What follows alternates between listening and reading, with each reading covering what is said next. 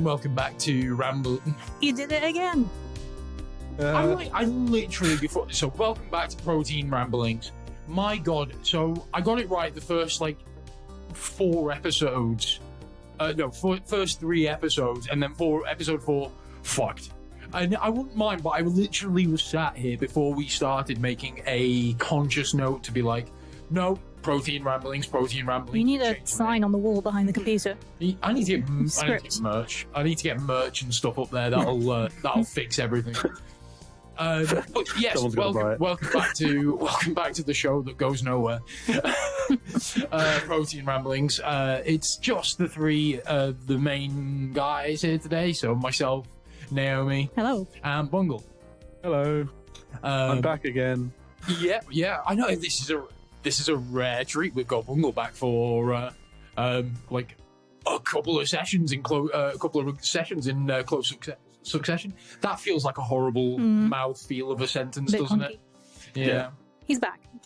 Bungle's back, everybody. Just in time to join us talking about the impeachment.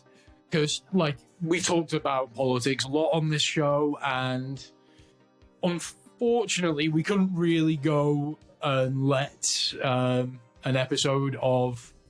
we couldn't let something as important go by without doing an episode, is what I'm trying to say, really. So here we are, and I'll start us off. What a fucking farce! So,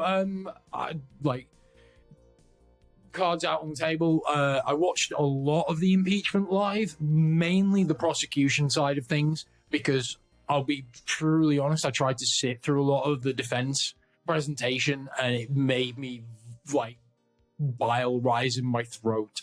It was a fucking absolute. I mean, in terms of a presentation, in terms of a legal presentation, it was more akin to something that the Mitchellbrook primary school kids would have done for Big Fat Quiz of the Year. So my favourite bit had to be Mitch McConnell voting, "Oh, he's not guilty of this," and then afterwards saying, "Oh, he's guilty of it." But he is guilty. He's not guilty, but he's guilty. Yeah. That's the thing as well. It wasn't even a case of so we're fast forwarding to the end here, but why not start at the end and work backwards? Well, I think most people probably know what happened now anyway. Yeah, so... I mean, I know they do, but I want to cover various points. But let's start with Mitch McConnell, because what an epic asshole! It's the ultimate Sith Lord wobble going on. It is a Sith Lord crossed with a turtle. He is. If Foghorn Leghorn was in charge of the Empire, it's like if Elmer Fudd was a fucking Darth Maul kind of thing. But yeah, basically, obviously. So before the impeachment even began and went underway, Congress had a vote to decide if impeaching a former president was constitutional, and they voted that it was. Now, after the verdict happened, and in which Mitch McConnell voted to acquit, he then made that speech which said, "I voted to acquit because I didn't believe this was constitutional." I'm like, fuck you, motherfucker. You already had a vote, and the Congress as a whole, as a governmental body, decided it was constitutional. Well, more than that, he wouldn't have been a former president if it's, the Democrats put through their articles of impeachment while Trump was still in office. And then McConnell delayed things because, no, we've got to get the new president sworn in. We don't want to be doing these two things at once. And then afterwards was like, oh, well, we can't impeach him now because he's not president now. It's like, well, that was your choice. Yeah, exactly. Mitch McConnell was the motherfucker who actually said, no, there was all this debate about, how one of the defense arguments was like, oh, well, they tried to say, their case wasn't well prepared. They had to bring the articles of impeachment to the from the House to the Senate twice. I'm like, motherfucker, they had to bring it twice because you wouldn't accept it the first time round. Yeah, the entire American system was totally fucked. I mean, obviously, stuff going on this week in Texas. Yeah. And that should jog the mind. It's like, oh yeah, we decided we're going to be our own power grid. But the rest of the US is shared across two main power grids. So, like, if a state's low on energy, they can draw energy from the next state. Obviously, Texas we're Texas, we're the Lone Star state, decided to have their own grid. But the reason for that was to avoid government regulation. Ted Which fucking means Cruz!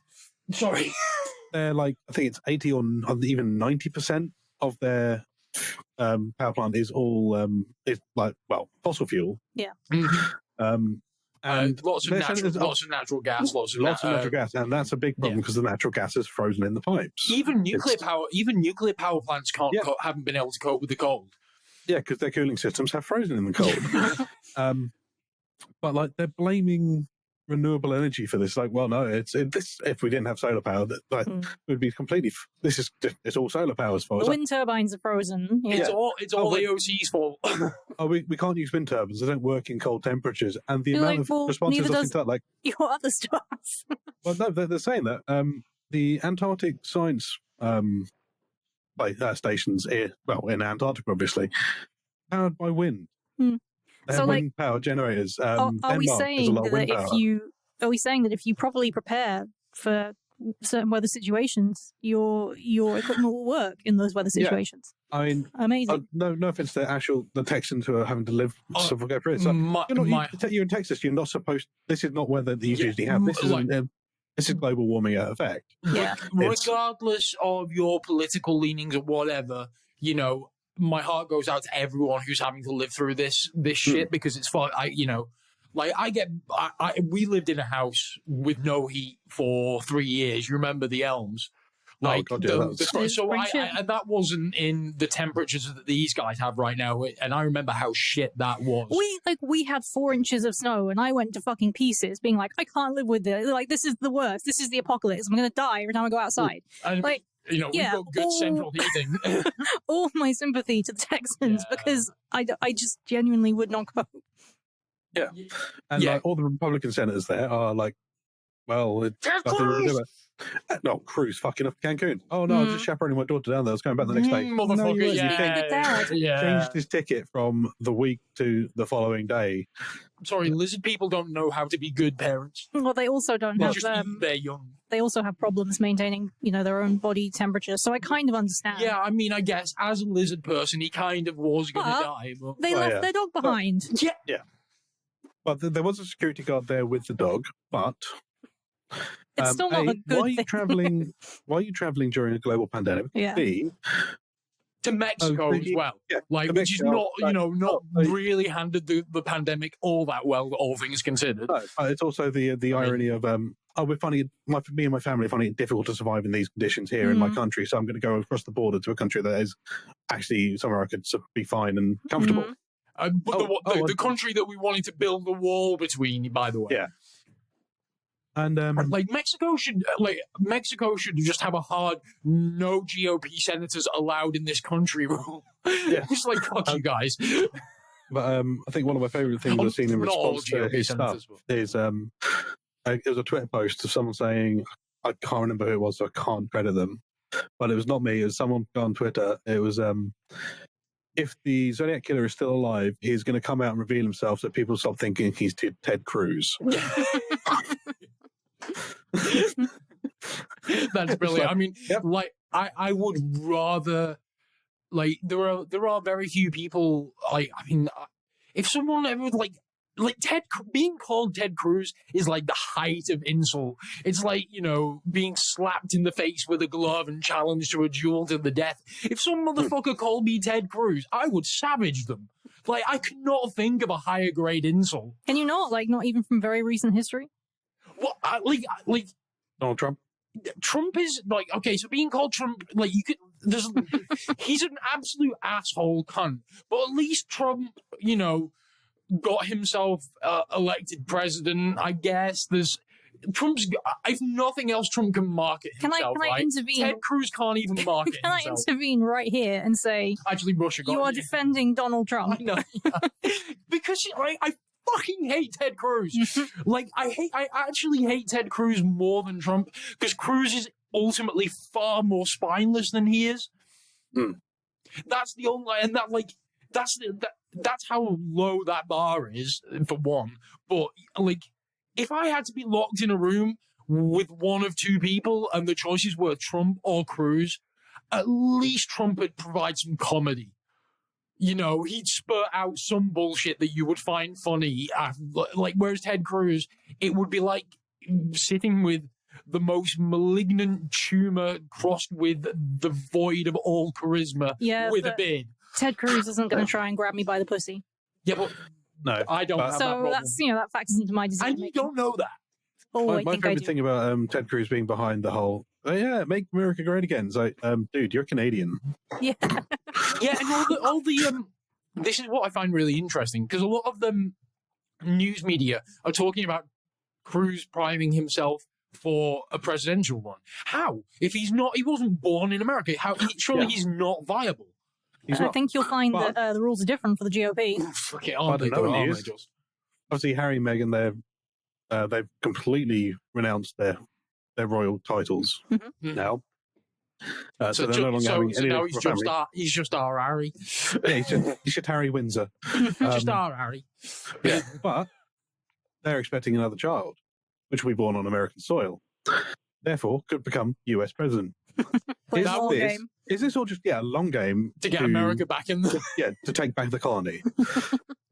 I mean, hell, like, I'm not pro-colonialism, but I mean, like, we might actually no. I was gonna say we might do a better job, and then I remembered who's in power in the UK and went, no, we can't criticize shit. Yeah, we just need to let America fly free. I just want to actually say something before we go back into talking about the impeachment and ranting about stuff.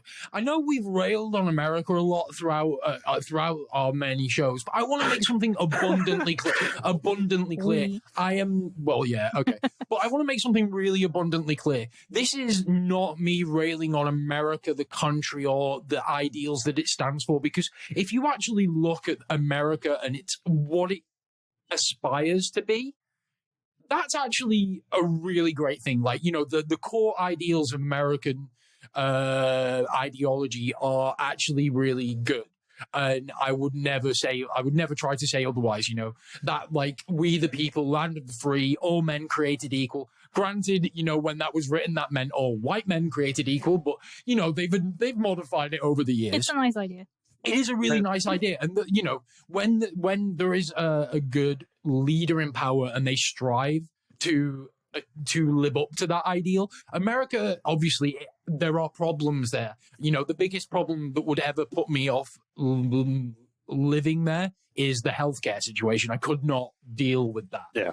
And we have a privatized healthcare system here in the Netherlands, but it's nowhere near as predatory as it is in America.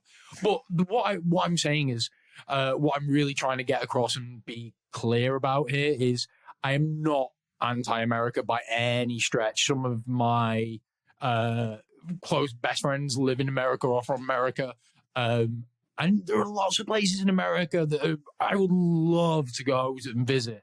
Portland in Oregon is an amazing city. So please, all our American listeners, don't take take everything we say with a grain of salt. Some of it's accentuated for comedic value and everything. And it's not about America the people. It's about the power system in America, which I think is ripe criticism, same as a lot of other places in the world. I mean, you can level a lot of the same criticism, and we have done a lot of the same criticisms can be leveled at the UK, and hell, the Dutch government. Yeah, Dutch government is no fucking better. Every major Western political power has got some fucking issues. All right, it's just America is the forefront of all of it. It's because democracy is bullshit, but we haven't thought of anything better yet.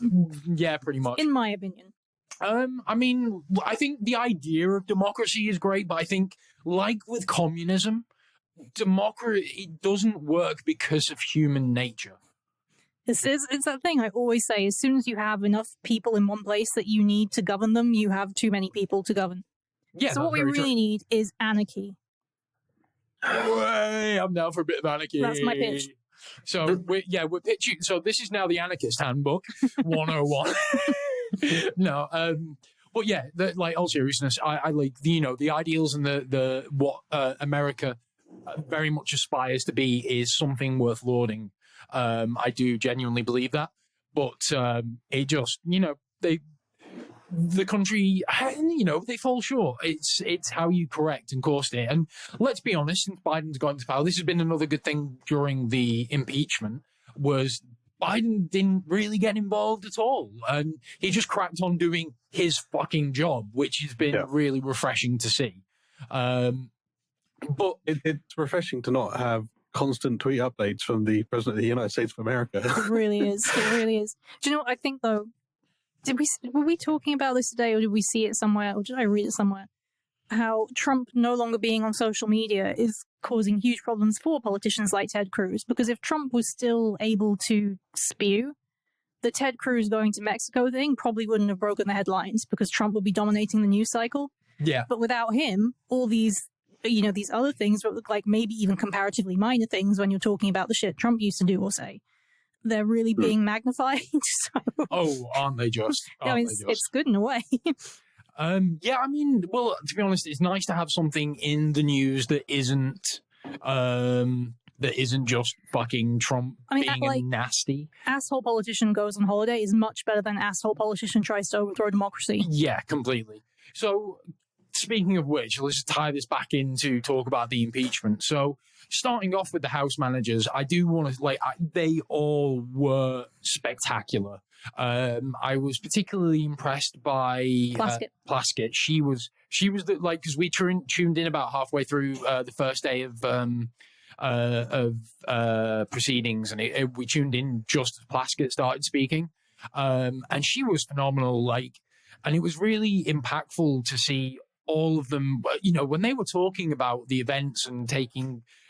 Presenting the evidence and walking through the events of Insurrection Day, January the 6th, you could see the raw emotion that they were feeling talking about this, and how it must have affected everyone that went through it, apart from maybe people like Marjorie Taylor Greene and Boebert and Hawley, who are the fucking worst. It's something that we touch on in my job a lot, is re-victimization, and how even once a crime is done, a victim can still be affected and re-victimized. And, these people were not only victims of the crime, they've now had to stand up and walk the world through what happened to them again and again and again, knowing that it's not going to make a shred of difference. While taking shit from their colleagues. Yeah. Yes, they may be on an opposing political party, but they're still their colleagues that they work with on a daily basis.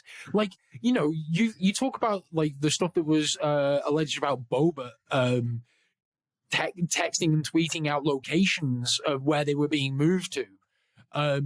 It's how can you go to work knowing these people would have been happy to see you killed? And there seems to be no process.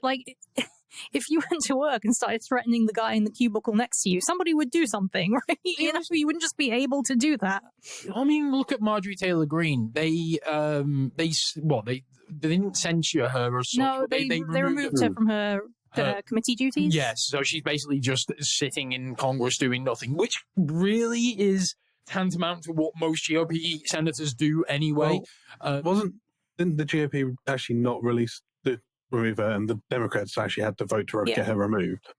Because initially they get her commissions removed. GOP, we want her removed from these commissions. It's going to look better for you guys if you do it.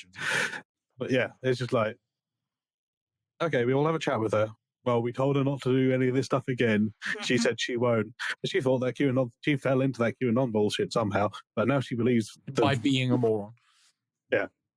It's all going to be fine. It's no, she's out. Fuck you. I kind of hate it as well, because it made me feel sympathy for Liz Cheney. Mm-hmm. Liz Cheney, wife of Satan. Daughter, sorry. I keep saying wife. There's more than two Cheneys. I know. That's part of the problem. But yes, the daughter, I mean, obviously, the sins of the father should not be attributed to the child, obviously, but, you feel bad for Mitt Romney, and it's the thing is, I respect Republican senators that, all right, I don't share your beliefs and your values, but if you have a modicum of human decency and self and respect and, for the judicial process and respect for your office, like those senators that did vote to convict showed that they at least have some, then, I can at least respect that, even if I don't necessarily agree with all your viewpoints. But yeah, and it's been really fucked as well, because before we cycle back to talking about the actual impeachment, like, although the 7 Republican senators, with the exception of Mitt Romney, that voted to convict, all of them are facing censure back home in their local, in their states for voting against the party. Mm. Which, hello, did you drop? Yeah, my internet dropped out for a second. Well, you didn't notice. We didn't notice. Sorry. You did freeze. I did notice. That's why I just carried on waffling. But I was just saying. That was really fun. I was just saying, like, all this, with the exception of Mitt Romney, the 6 other senators that voted to convict Trump in the impeachment hearing were all facing some kind of censure by their back in their states, and it's like, what the fuck? You can't censure people for voting anyway. That they did their job. Even if you voted to acquit, like if a Democrat voted to acquit because they, for whatever reason, they thought the defense argument was compelling because they've damaged their brain to be honest, I thought I was getting brain damage listening to some of that shit. But like, you can't censure someone for acting a vote in Congress, right? Because it was their fucking job. Yeah. So, but coming back to... Sorry, go on. The GOP's terrified with the cult of Trump still hangs over them. If they turn against Trump, they will lose all those voters and they will start voting for independents. Yeah, they really need to de-stress and like just chill the fuck out. I think they all need some hardcore counseling post-Trump. Obviously some of them are just fucking power-hungry, nasty pieces of work and just see Trump and his base as a way to further their own ends. But I do think some of the GOP senators just need some hardcore relaxation, like a trip to Mexico, speaking of which, they need to take some CBD and chill the fuck out. Speaking of which, this show again brought to you this time by easypeasycbd.co.uk. Check them out for all your CBD needs. They have their crumbles, vape juices, oils, all the stuff to make your own CBD consumables, and a great range of different CBD profiles, including CBD, CBG forward, flow form, broad spectrum and full spectrum. And if you head over there now and use the code RAMBLING, you will get 40% off your order. So that's easypeasycbd.co.uk, code RAMBLING, 40% off your order. Anyway, back to the impeachment. I thought that was pretty smooth. Yeah. Seamless. So Plaskett was really good. The main what was his name? The main manager. Was it Raskin? Raskin. He was fucking phenomenal. Like, they all conducted themselves incredibly well. I tell you what, it was really, really quite mind-blowing at times when they were walking through the footage and some of that's never before on CCTV footage. Like, the one that really hit me was when you saw Speaker, Majority Leader of the Senate now. Pelosi? Pelosi. No, she's House. Her Senate counterpart, old white dude. I know. Narrow down. The leader of the old white dude in the Senate. Oh shit! Why can't I remember his name? I'm having such a brain fart. You have the internet right in front of you. Yeah. Is it Schumer? Yes, Schumer. When you saw Schumer being escorted by his bodyguards, and you see him just go out of the camera view, and then like a second later, you just see them all legging it back. It makes you realize how close these people came to actually being assaulted and being caught by the mob. There was the whole thing with Pelosi's staff barricading themselves in the office, and they played that call from one of them inside the office, and you can hear the mob outside just pounding on the door. It's like, you are a politician. At no point in what is supposed to be a first world modern country, you should not have to worry about that kind of thing happening when you go to work. I think Alexandra Ocasio-Cortez was talking about how at one point when they were hiding in an office, a police officer came in and told them they had to leave, and they were like, we don't know if we can trust him. We don't know if he's on our side. Yeah. There's no way to tell. You think how terrifying that must be? Like, this guy could be here to help me, or he could usher me off to kill me. Well, there was those cops who just opened the fucking barricade and just walked off. It's yeah, I mean, there was a lot. Sorry, the ones taking selfies with the fucking protesters as well. It's just like, I do think there's a lot more that's going to come out in terms of criminal investigations that may go into this. 100%. There's going to be like a 9/11 style commission, isn't there? Yeah. So I think there's going to be a lot more stuff that comes out. And I'm like, I know I keep saying it, but this is why Trump didn't want Biden to have security briefings, and this is why he stalled on it for so long. This is why after he lost the election, he started getting rid of staffers at the Pentagon and replacing them, and everyone was like, well, what's he doing? What's the point? This is why. Yeah, completely. I do think it's there is a lot more that we, as much detail as the House managers went into in their presentation, there's so much that we still don't know about not only the events that happened on that day, but the events that led up to that day, who more was involved. One of the funniest things that I find is like Women for Trump, one of the super PACs that helped like organize the Save America rally that was the effectively the meeting point for the insurrection. That's one of the super PACs that Linda McMahon was involved in. And so there's WWE money in that. Yeah. It's going to be interesting to look at what has happened since then, because I was telling you the other day that they're talking about having they're talking about future protests, and they're talking about how Trump's going to get sworn in on the 4th of March, and it's this very significant date for really arcane, proper like culty reasons. I don't know if something on this scale is going to happen again, but I feel like this isn't the last time something like this will happen in Trump's name. Yeah, I mean, completely. I would totally agree with that.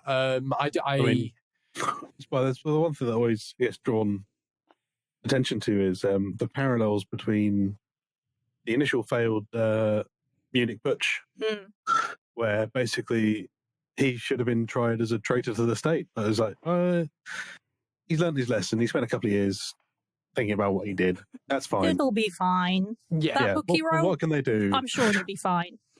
Yeah, and it's terrifying that there is that parallel there. So I know, like, the word Nazi gets bounded around so much. I'm not saying, I mean, some of them are fucking horrible people. Some of them are just groups. Nazis, though. Like, they have the ideologies they follow, the things they espouse, the things they want are Nazi things. So I think it's fine to say that there are Nazis there. Yeah, there are definitely Nazis there. I don't like to tar everyone with the same brush. If you're a Republican, I'm not going to call you an outright Nazi. No, I think it's one of those things. So it's like not all Republicans in America are Nazis, but probably all Nazis in America are Republicans. Yeah, I definitely, I would agree with that. And this is the thing. It's like, I do feel bad for Republican voters out there that are just, normal people that vote Republican, because there are some arguments where you can see why people would vote Republican in certain states, because historically there has been a tendency by some Democratic part, like leaderships and stuff, to kind of almost forget about some of the more rural areas of America. But I think it's been proved to be a misconception that those are the people, the working class left behind are the people who were involved in. Oh no, I don't think. No, I'm not saying. Or even necessarily that those make up the bulk of Trump supporters. I think the demographics show. I'm saying exactly the opposite. I'm saying those are the normal, everyday, they're just normal Republican voters. They're not outright nasty, malicious people. They're just voting for the party which they genuinely think is going to benefit them more. I completely agree, and that's what I mean. Like, those people I feel bad for those people. Like I said before, I don't as a left-leaning person in general, and I like to think of myself as a progressive, or a liberal fucking snowflake. I might not agree with all their views, but I do feel bad for them because they do end up being tarred with that same brush that is now what looks to be the modern day GOP, or at least the face of the modern day GOP. And at what point can you actually say that someone is like, okay, you're no longer a legitimate political, I can't say you can't, maybe not party, but at least you are no longer a legitimate politician. You are not, like, so listening a lot to Titus podcast, and one of the points that struck me in one of the recent episodes they were talking about, Marco Rubio has basically not passed any legislation the entire time he's been in office. What are you doing there? What are you fucking doing there apart from just blocking progress and blocking shit? Making shady money on the side somehow.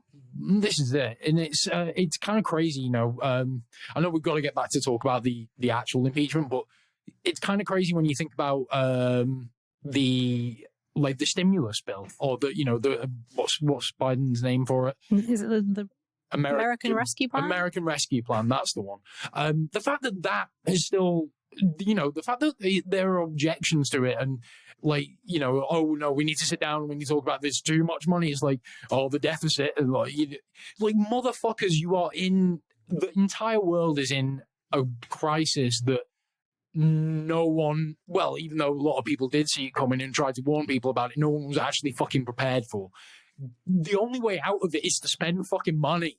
Like, you have to spend money on this shit. You can't sit there being, oh, well, no, we can't really spend these trillions on getting an efficient vaccine rollout and making sure that everyone's got fucking heat and providing effective, although, Biden did immediately start sending relief funds and aid to Texas without saying a word, even though Texas is, the constant state of fuck you, everybody. Biden's just like, yep, no, we'll sweep in.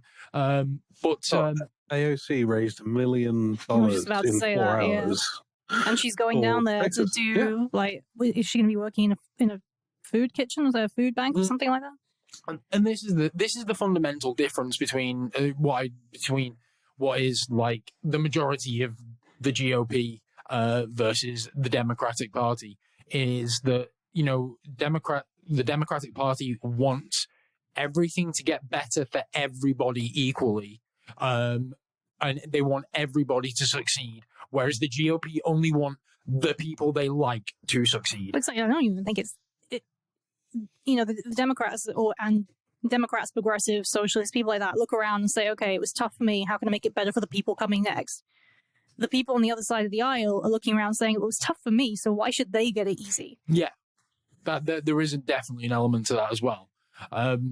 And cycling back into what I was trying to talk about from the get-go, the impeachment. So, as I was saying, with the footage that came out, one of the things that I found genuinely harrowing was the body cam footage and the stuff that seeing the hearing the radio calls from the police and just getting the kind of real feel of like what it was like on the ground for hours for these people. And it was something that was brought up in the House manager's defense during that. There are a number of policemen, Capitol policemen, and I think it's 4 now suicides post the insurrection, because people, from like basically PTSD. Because, if you look at it from the police on the ground there, they effectively went through a battle, and not even like a modern military. Like there were cops there that were in Iraq and that said they, when they were in firefights in Iraq, they were less frightened than they were during this. Because let's face it, this was basically like medieval type combat, hand to hand, beating each other with fucking whatever's available. That was like, when you talk about, you listen to someone like Dan Carlin, he's talking about like the Roman battles and the guys just clashing. That's what this was. This wasn't modern combat. This was down and dirty, gritty, fucking I think as well, nastiness. and this is just an assumption. If you're working as a Capitol police officer, you're probably not expecting to deal with a violent, raging mob. Whereas if you're out in Iraq as a soldier, you're like, okay, some shit's probably going to go down at some point.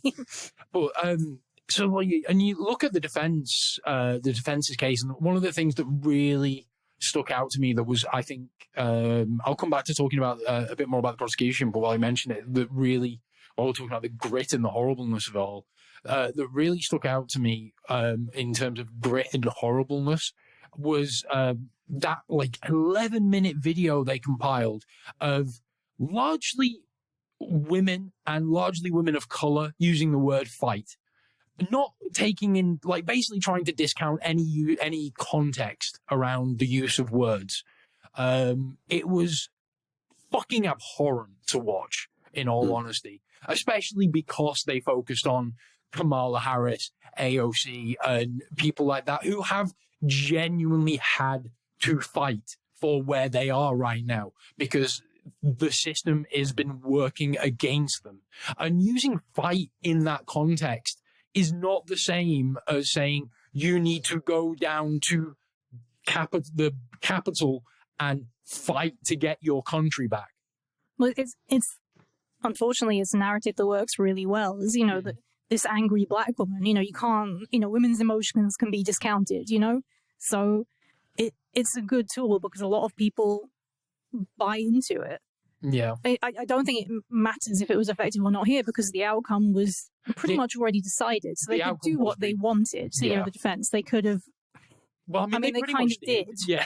Just, throw shit at the wall for 3 days. Yeah. And the result would have been the same. But the tactics they did choose to go with are really sort of insidious, misogynistic, racist. They're rooted in all the things that makes the modern GOP what it is.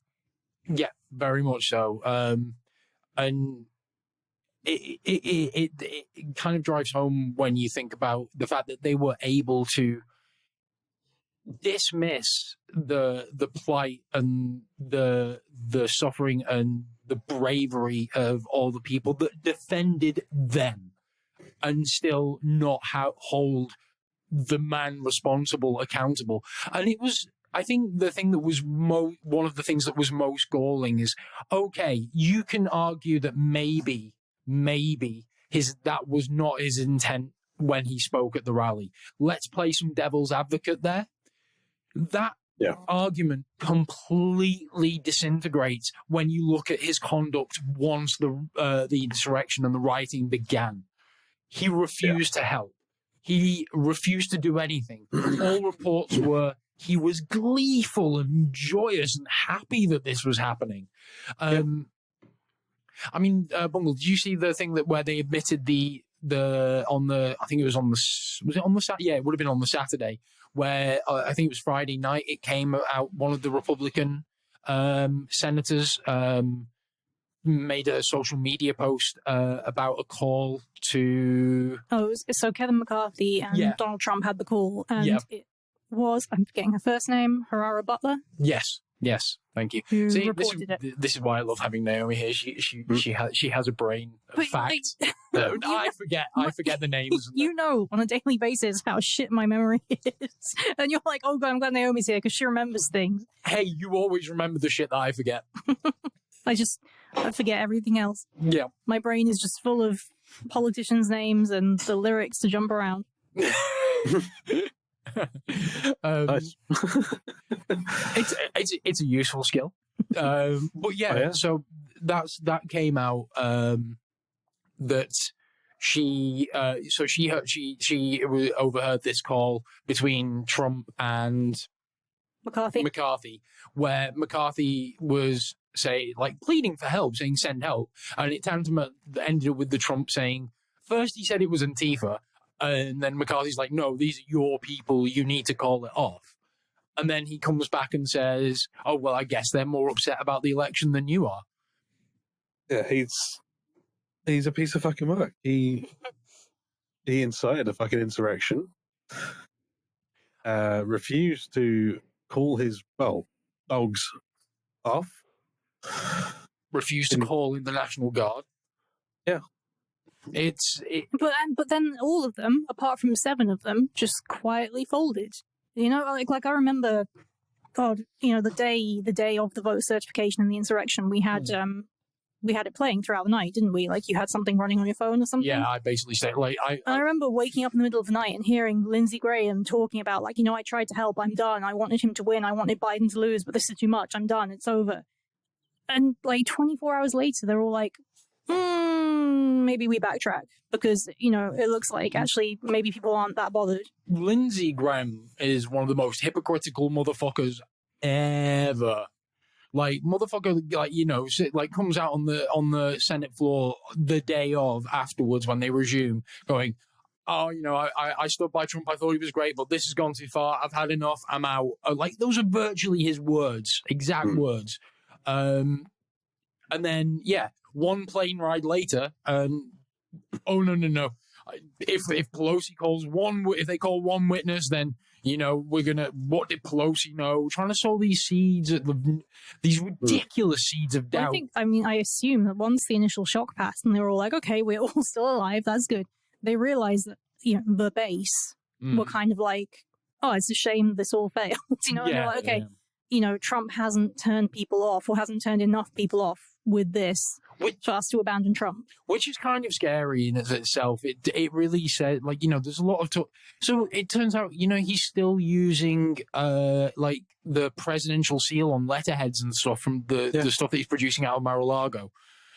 He still wants people referring to him as Mr. President. He is...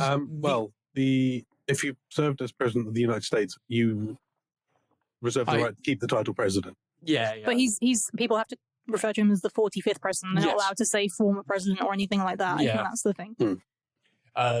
He is he's fucking Christian Bale psycho levels of narcissist. Well, he's just out there forming his little pretend shadow government, isn't he? I guess, is Florida part of the South? Does Florida count as a southern state? I don't know. I think so. Yeah, I mean, Florida. Yeah, it's just along from Louisiana and that. Mm. Can we refer to him as Florida president? Like Florida man? No, we should just refer to him as Florida man. Yeah. Just replace the word Trump with Florida man in all news articles. It'll be much easier to bear. Yeah, I am looking forward to the arrest headline of Florida man arrested for insurrection. Fraud and insurrection. And it's just a picture of Donald Trump with mussed up hair like he's on meth. Oh, man. See, there's a silver lining. I'm just waiting for the Florida man arrested for fucking daughter. I'm not waiting for that. I'm going to say. Well, no. I mean, aren't they trying to prime fucking Ivanka for a run as well? Well, no, apparently she called Marco Rubio and told him that she wasn't going to primary him so he can sleep safe. Oh, good. Because a Trump's word is as good as their bond. Yeah, never mind that none of the Trump children or Trump are allowed to sit on charity boards or anything anymore. This is how shady these fuckers are. But again, I'm going to keep cycling us back to the impeachment because this is what I wanted to talk about overall. It's all part of the whole ecosystem. Well, yeah, it is. It's like you said, one of the things that I'm genuinely glad now, at least it's starting to come to some form of end, at least in the bigger things are starting to wrap up. Obviously, that like we say, there's going to be a lot more stuff coming out and there's potential criminal investigations. But I've lost so many nights of sleep due to fucking Trump. No, not even doom scrolling. Just the these big events that have happened, like the insurrection, the election. All these things, I've stayed up and watched them unfold live. And the election was brutal because it was days of that shit. So, I'm at least glad that I can now go to bed at night and be like, I know I'm not going to wake up in the morning. And, well, it's a much lower chance that I'm going to wake up in the morning and find, oh shit, the Capitol's been attacked or whatever. But in terms of the impeachment case, one of the things that I really wanted to commend was like I've said before, the conduct of the House managers and how they kept going and kept things so highbrow, for want of a better phrase, even knowing that what they were doing was kind of a fruitless effort, at least in the sense of attaining a conviction. Yeah, it wasn't. It's for the historical record, Yes. isn't it, really? And, Fox would barely, Fox didn't properly cover that shit at all. So, you're not going to convert any Fox watchers, but other people that may have seen more of it, like, the hope is that, more people would have seen that and that maybe were still kind of like, oh, Trump's my guy. After watching that, I kind of like, maybe not. Like, it may not be a huge sway of the population or that base, but I like to think that at least some people saw that presentation and went, actually, this dude is not the dude. Well, I think that, I don't know the numbers at all off the top of my head, but people are leaving the Republican Party. They have started to leave since January 6th. 33,000 so far, I think, is around the ballpark of registered voters that have deregistered as Republicans. I don't know what the percentage are that have gone to vote Democrat or just registering independent or probably going libertarian. What's going to be really interesting, I guess, is going to be how the GOP, because there's a fracture there, let's face it. What's going to happen? Like, I know there have been some GOP politicians that have joined the Democratic Party, and in a lot of ways, I don't want that, because they're going to drag the Democratic Party right, the more of them there are. Because they may be leaving the Republican Party, but that doesn't necessarily mean that they've become a progressive liberal. That just means that they don't like the party anymore. So they're still coming with their ideology that they had when they were in the GOP and bringing that into the Democratic Party. Shit, just smacked my mic. So I've already done it once. So nah. Oh, they didn't pick it up, so it was fine. Mm-hmm. There you go. But now everyone's going to know you did it because you drew attention to it. So it's definitely I think what you're seeing, you're definitely seeing some Republicans feeling out if they can do a Trump. Some of the stuff that Ted Cruz has said that, I work for the people of Texas, not the people of Paris, or whatever the fuck it was. It's kind of, it's sending out those feelers like, can I do what Trump has done? Will people respond to me in the same way if I do the same thing and use the same rhetoric? Yeah. It's a dangerous path. And that was one of the things about the acquittal is you almost give tacit approval to another president that doesn't like the results of the election to do the same thing. Because now, let's play hypotheticals. Trump runs again in 2024. Is it be 24? Yeah. In 2024 and loses and does the same thing again. Actually, no, because he wouldn't be able to be impeached because he didn't win. But you still give kind of like a tacit approval that someone else could do this and not face impeachment. They would face impeachment, but you can't ever convict someone. Or that they would succeed. That's the thing that people keep saying is you have to consider it. The next Trump is going to be cleverer and better prepared, and he's going to know what works and what doesn't. So, yeah. We've got a guest. Hi, We've got Kazu. a little cat. We've got a little Kazu. He's come to calm proceedings. Oh, he's so fluffy. He is the Yes. fluffiest. He's such a squeaky little boy. Who's going to have such an expensive catio? Spoiled yeah. kids. So yeah, we're like sidetrack.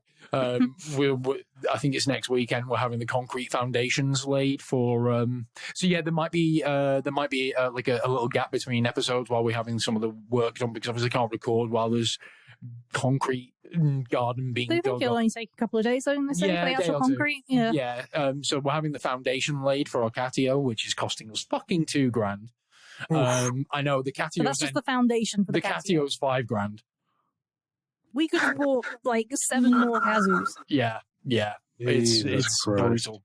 And I know I've just gone on not the best time to do it, but I've just gone on a board game spurge. One of my friends at work, her friend in Poland, has got a job in Switzerland. So he's purging his board game collection. So I've just been like, yeah, I'll take it. I've got Nemesis coming, which is like Battlestar Galactica type thing, but alien. Oh, wow. So you're all like Marines or whatever on a ship that's been infested by aliens, you all have to survive as a team, but you all have secret objectives. Like one of the secret objectives is to crash the ship, like to self-destruct the ship. That's the Ripley one, and there's other ones that want to get it back to Earth, and so yeah, it's really interesting. You have to work together to survive, but you all have ulterior motives. So yeah, it should be really interesting. I can't wait. I've got like all the Kickstarter stuff coming for it as well. It's like nice. €475 worth of board game. Yeah, I know, right? But yeah, it's going to be real fun. We're actually going to do an episode coming up in the not too distant future where we talk just board games for a while. And actually, while we're talking about this, our last episode, I don't know if you heard it, Bong. Me and Naomi did a head-to-head between Umbrella and Weyland-Yutani to see who was the most evil corporation. Umbrella won. Oh yeah, Weyland-Yutani is just greedy as motherfuckers. What? Cobra Commander versus Skeletor. Yeah, okay, that's actually better than what I was going to do, which was Marjorie Taylor Greene versus Boba. Who's the craziest Republican? I don't want to talk about them that much. Yeah, that's fair enough. Yeah, no, I like yours. So there you go. That's our next little versus episode that we're going to do. We're going to do Cobra Commander versus Skeletor. Who's the better bad guy? Man. Versus Skeletor. Sorry? Mumra versus Skeletor. Oh, that's another good option. Yeah, maybe it could be a three-way. Yeah, I'm thinking Skeletor versus Cobra Commander because I think there's some parallels in, like, they started out as quite OP, very evil villains, but gradually got depowered and became more incompetent and overshadowed by better villains in Hordak and is it Serpentor? Yes. Yeah. And then you could do a follow-up of Hordak versus Serpentor. Yeah.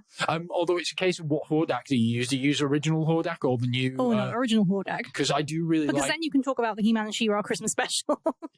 I do really like Hordak in the new She-Ra, Princess of Power. We haven't finished watching that, though, so... Yeah, I know how it ends now. But... Yeah, I know how it ends, but I still want to see it. Yeah, so do I. It's the gayest. It's so great. It's so fucking... It's so... what would be the... Life-affirming. Life-affirming homo-positive? Is that a word? I don't know. It doesn't sound like a good word, strangely though. No, but it is. It's very LGBTQ positive. Yeah. It's really cool. Some happy things to talk about while we talk about doom and gloom. GOP could learn a lot from the remake of She-Ra. Actually, yeah, that should be mandatory viewing for all GOP senators now. Oh God, could you imagine how much it would torture McConnell? It would be great. Amazing. And this is the thing that I find really abhorrent about Lindsey Graham. Like, he's a gay man.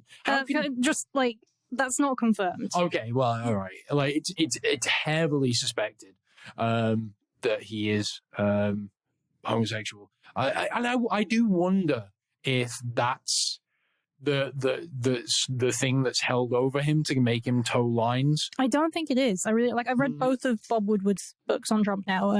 Fear and Rage. And the impression certainly that Bob Woodward came away with is that actually Graham just likes Trump. But like some of it's political expediency. He saw the way things were going and was like, right, I'm going to hitch myself to this guy because this is where the power is going to be. But it also seems like over the course of Trump's presidency, Graham became a confidant and an advisor, and there was some form of genuine friendship there. Yeah. So, I mean, to kind of tie a knot in the impeachment talk, the basic upshot of everything was the prosecution put forward a very erudite, factual, what's the word I'm looking for? Come on, wordsmith. Compelling, and come on, Nero, words. You know words. I know words. I have the best words. Shit, I keep saying as well. I noticed it in the last episode. I too much. I do apologize. But now you're fixating on it. And now I'm fixating on it. I'm trying so hard not to. I can't think of other words. I just want to sit here and go So you did. And then I just go and I need to stop. So yes, they put forward a very erudite, compelling, and really well laid out case. and the defense just blah, blah, blah, blah, blah, blah, all the way through. It was a complete shit show.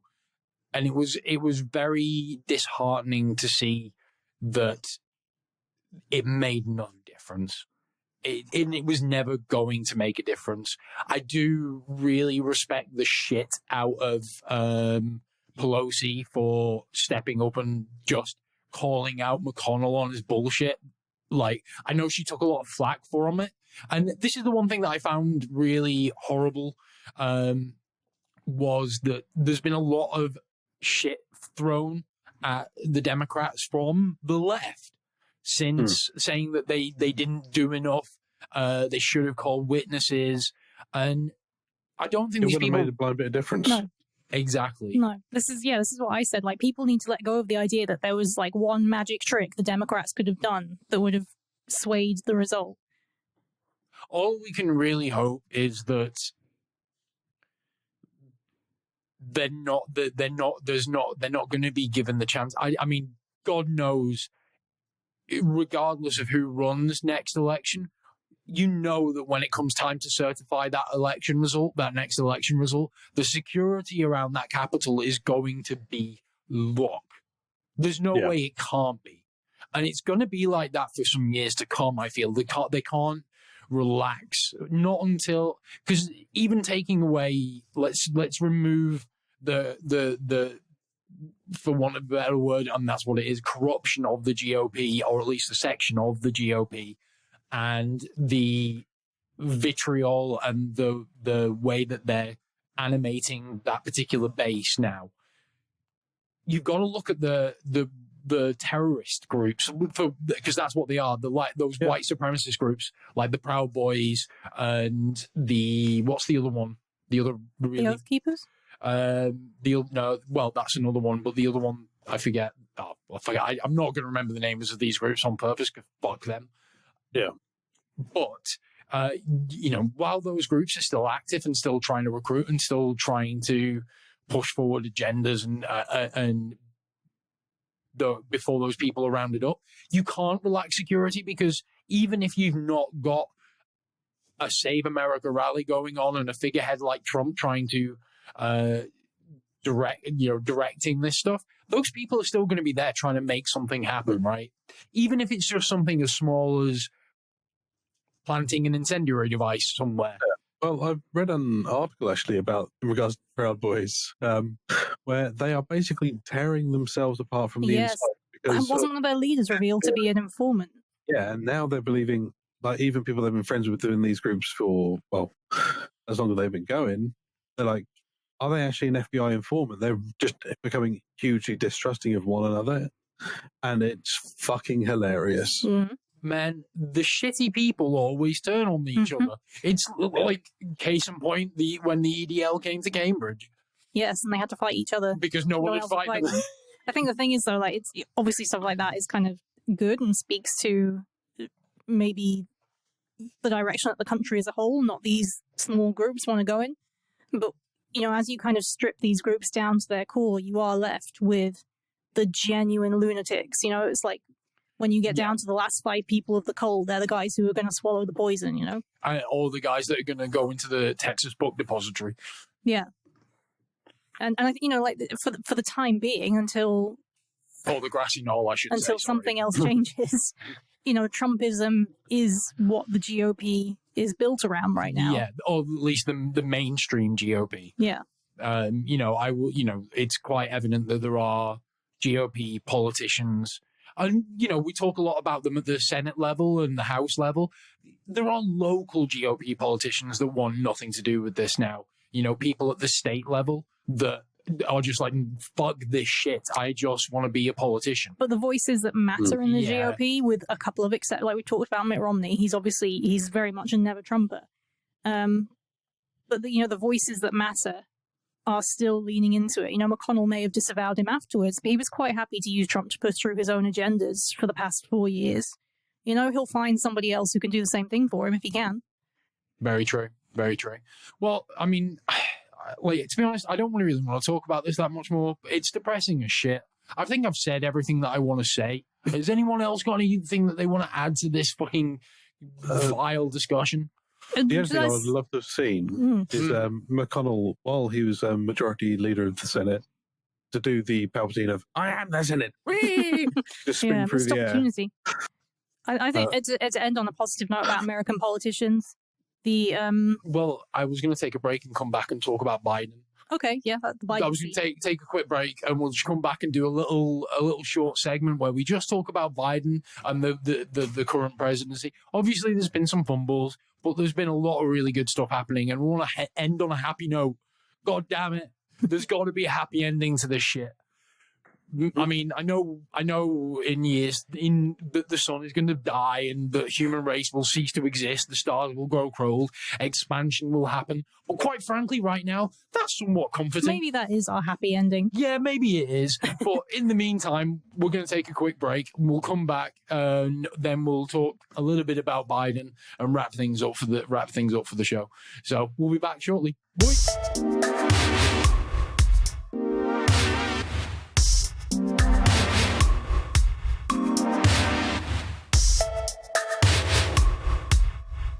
Right, so we're back. In the break, we've just been talking about grinding up orphans. For charity. Yep. For charity. Yep. Naomi was just making a point that charities are like everyone says charities are great, and charities are great, but it's a valid point. If the fact that charities exist means something is fundamentally broken in society. You know, those charities are replacing government services, government funding, and everyone's like, "Oh, thank God we've got charities." I'm like, no. Demand better government, which ties in nicely. And I can't remember how we got onto grinding orphans, which I feel doesn't. And I used it. I basically described it with allegory. Is that the correct term? Mm-hmm. Analogy. Or basically, analogy. Yeah. Basically, it's like praising someone for turning off the orphan grinding machine rather than asking why the fuck do we have an orphan grinding machine. Thank God we've stopped grinding orphans. But, we stopped grinding those orphans. Soylent Green now. Listen to any dead person. That doesn't have to be an orphan. Yeah, I know, but orphans taste so sweet and succulent. I'm going to take your word for that. Well, we are the baby eating left. I'm not getting my quota of babies. Yeah, like the sadness makes them taste so much sweeter. Yeah. And you know, it is fun to wear other people's faces. Do you know what I love most about the film Soylent Green? It's that the original theatrical trailer tells you what Soylent Green is. Yeah. Immediately. What is the secret of Soylent Green? And then he fucking comes running in and yells, "Soylent Green is people!" And that's the trailer. It's like they've no sense of subtlety about it at all. So we really want you to understand that it's people. Like, can you imagine, like, if that was an M. Night Shyamalan Ding Dong film? No. Like, the twist. Like, it's the prototype for... No, but at least if it was an M. Night Shyamalan film... Yeah. It would... the twist wouldn't be revealed in the trailer, and the twist would come at the end of the film. Has anyone actually enjoyed an M. Night Shyamalan film? I don't think I have. I didn't, like, okay...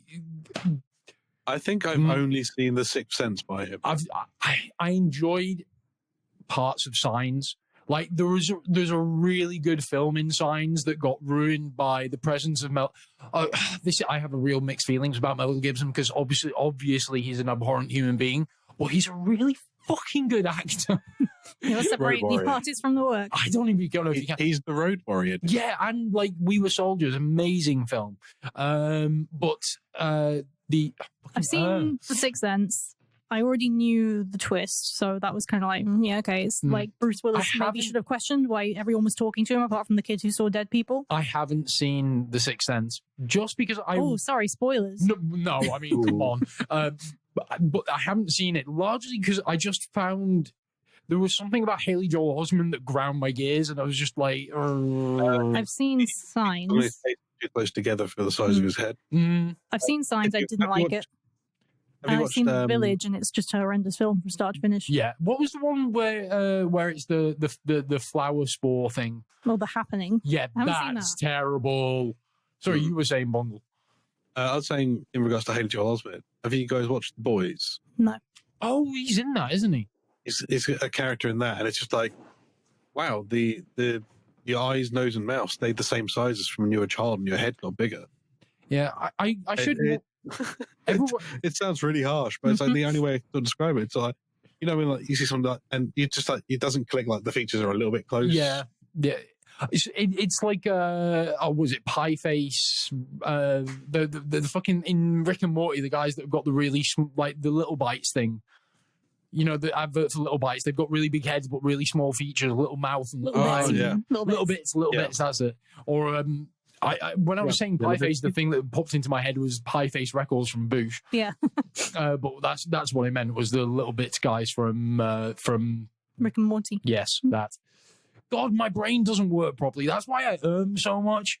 But anyway, we're going to talk about nice things. Well, we are talking about nice things, I guess. Grinding orphans. Well, actually, I don't know. Insulting children. M. Night Shyamalan films. Fuck, sorry, we failed on this part. I was going to say, in defense of Signs, up until A, you see the alien and it's really bad, and B, they are killed by water. Like, how fucking dumb are you as a species? You're like, all right, we're going to go to what kills us? Water. Right, let's go to that planet that's like 70% water. Fucking great job, guys. That rains all the fucking time. You know what they're gonna do? One good rain. Like they'd never be able to take Amsterdam. It rains constantly. They'd be fucked. I mean, obviously things like umbrellas exist, and I guess they have space umbrellas.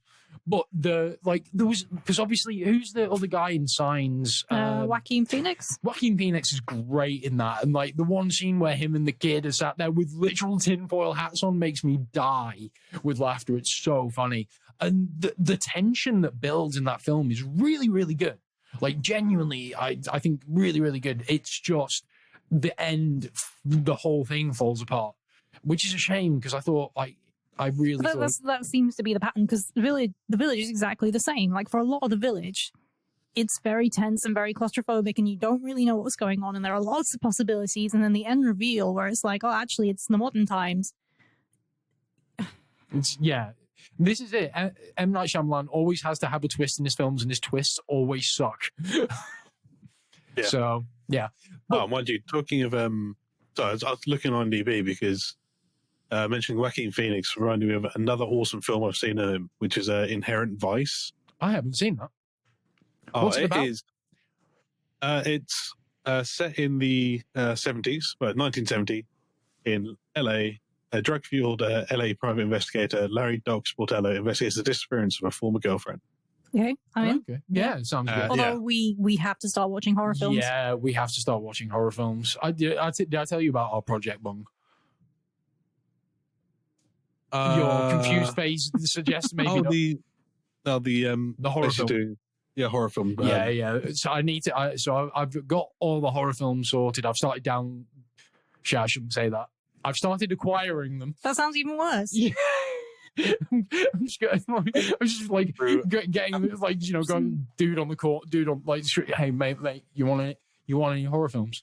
I've got Halloween. Netflix. I've got Halloween. You know, do you need some Halloween? Do you need some Freddy? Do you need some Freddy? I've got some Freddy for you. It's all good. You're just using your Shudder account, your Netflix account, your Amazon Prime account. To be fair, there are some films which I don't have. They are really hard to obtain because they're just from fucking years ago. Well, like 100 years ago. Yeah, exactly. So I'm using whatever means I can to obtain the films. I'm guessing that's Nosferatu you're looking for there. I've got it. Yeah, I've got Nosferatu. It's a weird film. There's another one as well, which is like it's going to be an interesting watch because it's a vampire film and it's a German silent film and all the text is in German. So I don't know what we're going to take away from it. Maybe learn some German, which might help with our Dutch. I don't know, but that's going to be that's going to be our project. But like I was saying, Biden, nice Biden politics, yes. So obviously Biden got straight into power and started. What was the phrase that he used? It's like, I'm not making policy. I'm just I'm not making laws. I'm just undoing bad policy, which is like fucking brilliant.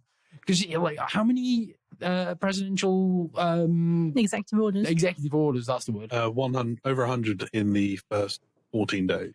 That man, he's got to have RSI by now. You get a stamp, wouldn't you? It's just like righting all the fucking wrongs that were made by the previous administration. I love it. It's just got into power. It's like, right, Paris Accords, we're back in. Nuclear, the Iran deal, we're going to start trying to work on that again. it's just so refreshing, and it's so refreshing to be like not hearing shit coming out of the White House every day, and when you do, it's just actual updates on the things that need to be done. Like, oh, we've got 100 million more or 200 million more doses of the vaccine. Hey, like, this is what is great. And I know you, Naomi, have been enjoying the shit out of the presidential dogs. Oh, the Porville office Twitter account. Yeah. So yeah, if you like dogs, which I assume you do, if you're a normal human being, yeah, go and follow the Porville, PAW, office Twitter account. It's Biden's dogs, Champ and Major, and they also have a cat.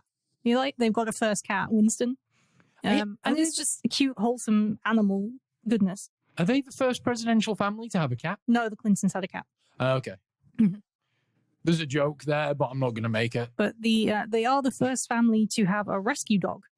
Oh yeah. Oh, and what was the thing they tweeted out about black cats not being adopted? Yeah, they put out a tweet about how there was a particular shelter that they were. But basically, they were like, "Hey, there's this shelter. Here's a whole bunch of I can't remember if it was dogs or cats. It might have been cats who need homes, and the shelter got like emptied out. Yeah, they managed to get all their animals adopted. That is just it's such a little simple thing, but it's like it's so affirming to see positive things coming out from politicians. Well, I think, like we said when we were talking about it originally, when we could remember what it was actually about. Like, the way people treat animals. We do our research on this podcast. Somebody said a thing once, and it really moved me. But I don't remember what it was. Yeah, it was great, though. Like, the way people treat animals is often really indicative of how they treat people. So it's really reassuring to me when politicians are nice to animals. Yeah, I do believe, and case in point, Ted Cruz leaving his fucking dog behind, like obvious asshole. But yeah, I do agree that it's, if you can tell a lot about someone from how they treat animals, even if they don't like them. Like Rhett doesn't like. We watch a lot of Rhett and Lincoln. Rhett hates cats, but he's not mean to cats. He would never harm a cat. He just doesn't. He just thinks they're out to take over society. Which maybe I mean, true. It's very possible, like fucking cats. I mean, I fucking. Okay, Yuki. You can finish. If Yuki could take over society, we'd all be in a much better place. She'd be a despot. No, she would be a benevolent despot. That was like Catherine the Great. That was another versus thing that I was thinking we could do. We could do like a head-to-head of Russian communist dictators. Oh God. I mean, like, I'm into it because I'm into my Russian history, but it would be so depressing. It's like, okay, you've got like the body count and are we counting the Ukraine famine, or are we saying that happened like because it was in a different country, it doesn't count? I'm not doing that. No. Really? Oh, it'd be fun. Maybe on my birthday we can do a Lenin episode. Yeah. Naomi, so I was going to say, Naomi shares a birthday with Lenin, and I share a birthday with Kurt Angle. Mine's better. How dare you? How dare you insult our Olympic hero? I would rather share my birthday with Lenin than Kurt Angle. But it's arguably Lenin achieved more. Okay, so we're going to do Kurt versus Lenin. Okay, yeah, that's it. Right, that's it.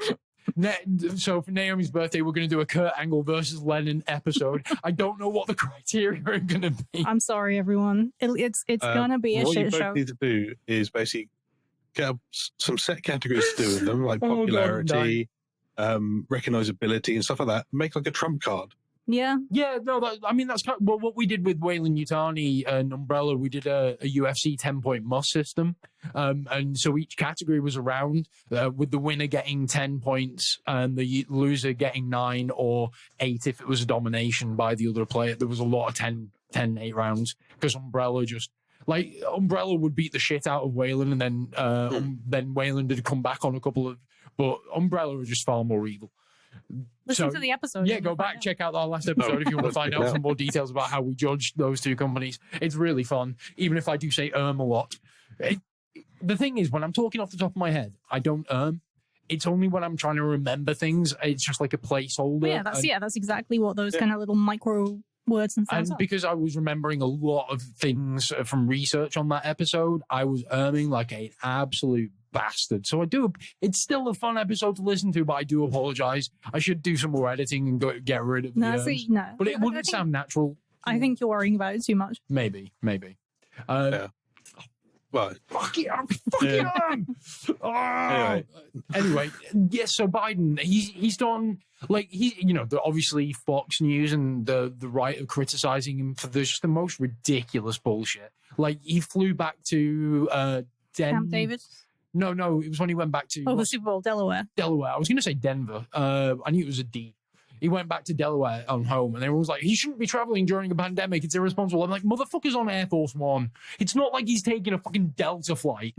Well, I think that, obviously I like him. Obviously, I'm glad he's there. I think any leader should be held accountable when it's required, regardless of my personal feelings.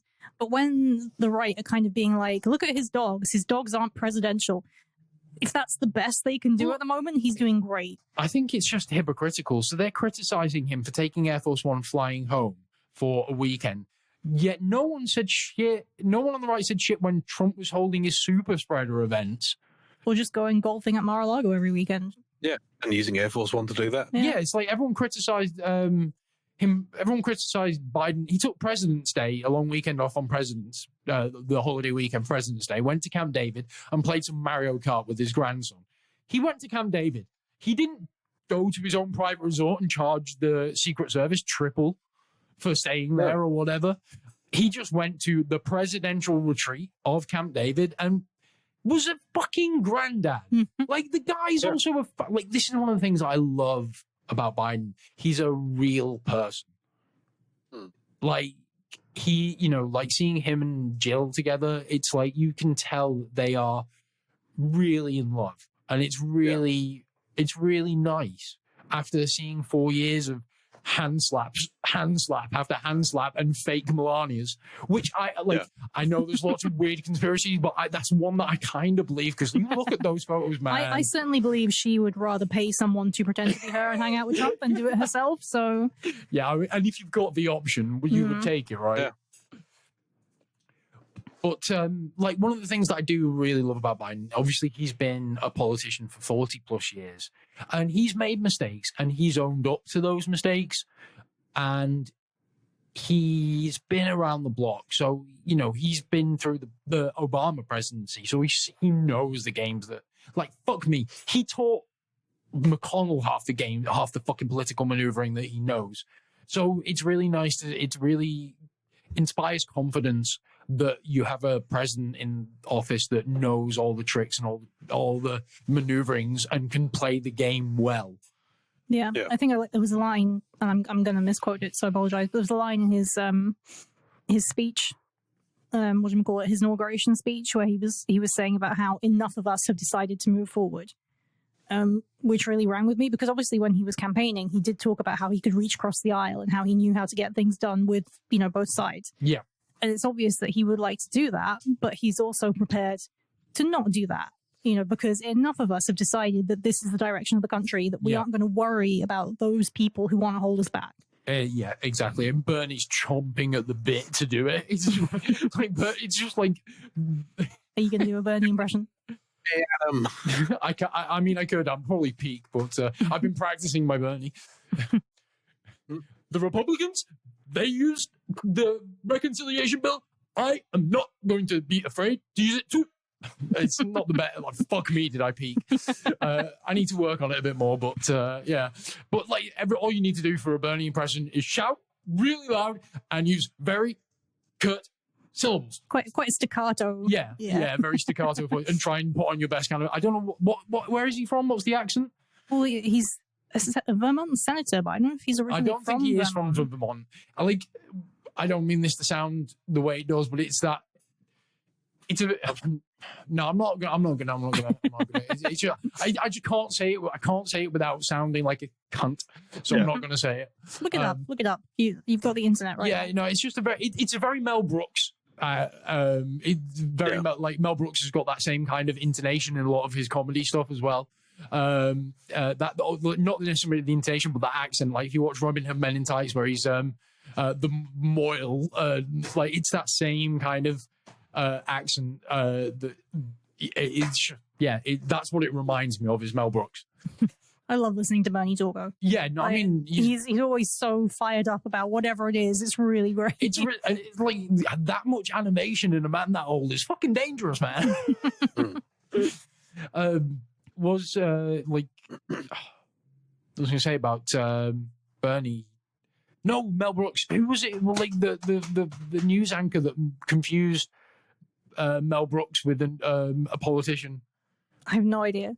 It was on. I saw it on some YouTube clip. Never mind. Again. We saw a thing. We saw a thing. And it was there. I would tell you about it, but I've forgotten. But it's something to do with Mel Brooks, and it was great anyway.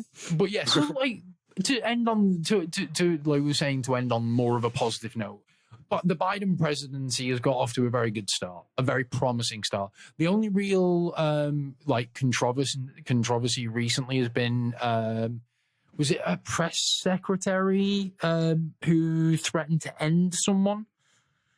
The guy who's got cancer, and they like, you know, because Biden gave that speech about if you are mean to anyone, you'll be gone.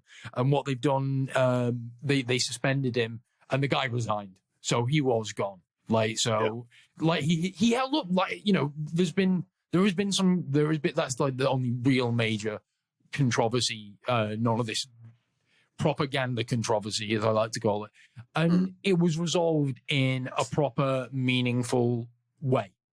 So I think all the signs are pointing to something good. Let's hope. The thing that worries me, and like the thing that I hope isn't going to be the case, is that the states where, like Georgia, that will manage to be flipped, the voter suppression isn't going to kill things next time round. Yeah. Yeah, it's more you've got to keep people mobilized. I mean, Stacey Abrams, like people like Stacey Abrams, are going to be key to keeping things moving forward. She did such a she is a fucking hero, genuine fucking hero. She did such an amazing job, and she's a fucking author as well. Like, she did all this. She's a politician. She's an author. Like actually, fuck you. You're too good. You're too good a person. Fuck you. She's great. No, she really is. Talk about you can all. It might seem a little bit. What's the word I'm looking for? A little bit, because I made the comparison. She's almost like a modern day Martin Luther King in a lot of ways. Would you agree, or do you think that's? I don't know. I don't feel like that's a judgment. That's a call for us personally to make. No, it's like, probably not. No, yeah, I'm sure there are some parallels. I think the thing I think people need to be aware of, and I don't know how much of it is a real problem and how much of it is just people worrying, is that now we put all the burden of keeping things good on people like Stacey Abrams and be like, right, she did it in Georgia, she's got to show us how to do it somewhere else. The thing is, what she should be, and what I think, like, she's a rallying point. I think people can certainly look at what she did and be like, how can we do this in our own states? And probably in every state, you will need a slightly different approach. Exactly. But what I mean is she's a rallying point for people in other states she's a model. She's laid out a foundation, a groundwork of how you do this. Yeah. So, she's fantastic. I was just trying to offer praise. I'm trying to say nice things. Yeah, no, I get that completely. I just feel like it's not a comparison that we can make. Can judge properly. No, completely. Like, but she's completely awesome. I think, and she deserves like so much praise and so much support. But what I see is a lot of people being like, haha, send Stacey Abrams to this state, send it to this. Yeah, that's not, you can't put all the burden on one person. You're right. You are very right. So yeah, that's some positive happiness for a little short ending. Does anyone else? Bung, what you were going to, I cut you off there. Sorry. What were you going to say? And yay. Yay. So does anyone want to contribute any other nice things to this part of the show? No, I think we're good. That's enough niceness. You've had your quota. Back to doom and gloom. Fuck off, everybody. We'll see you next time. Pretty much. Yeah. When we talk about supervillains. We've got coming up actually, just a little quick rundown. So coming up, we've got some plans for, like I say, an episode on board games. We've now got plans for an episode on 80s cartoon villains, which is going to be fun. There will be a WrestleMania review coming up. Are you going to watch WrestleMania, Bung? I know you're not a big wrestling person, but no, I only ever used to watch wrestling when I went over to yours. So yeah. To be honest, I don't know how good it's going to be. It's going to be a bit of a tortuous thing. Through watching the glory days. I don't even know if I'd call them the glory days anymore. I mean, it's definitely better. Well, I don't. There are aspects that are better than the current product, like they would make stars, but there's from bell to bell in ring work, the product's so much better on average now than it used to be. Yeah. So anyway, that's for a wrestling episode. That's another versus we could do. What? Attitude Era versus current.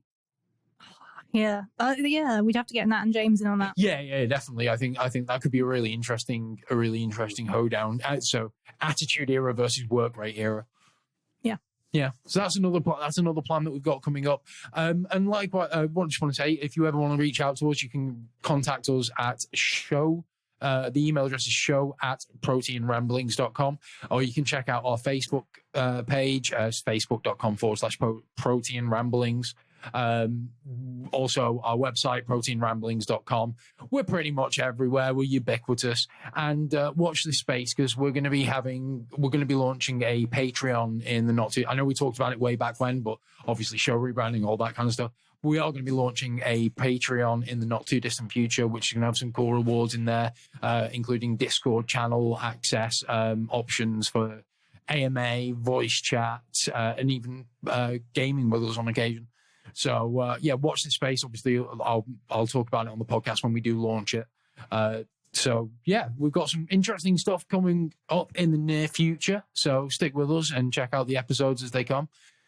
And I hope you've enjoyed what's been started off as a kind of depressing thing, but has hopefully ended on a more uplifting, positive note. Like everyone should be happy. Things are getting better, even if we are still stuck in a pandemic. Yeah, we can hope. We've got a vaccine. Things are trending upwards. Let's have hope, people. I want to put positive. End on hope shall never die. Hope shall never die. No. Right. Well, everyone, stay safe. We'll love you and leave you, and we shall see you next time. Bye. Bye. Peace and love.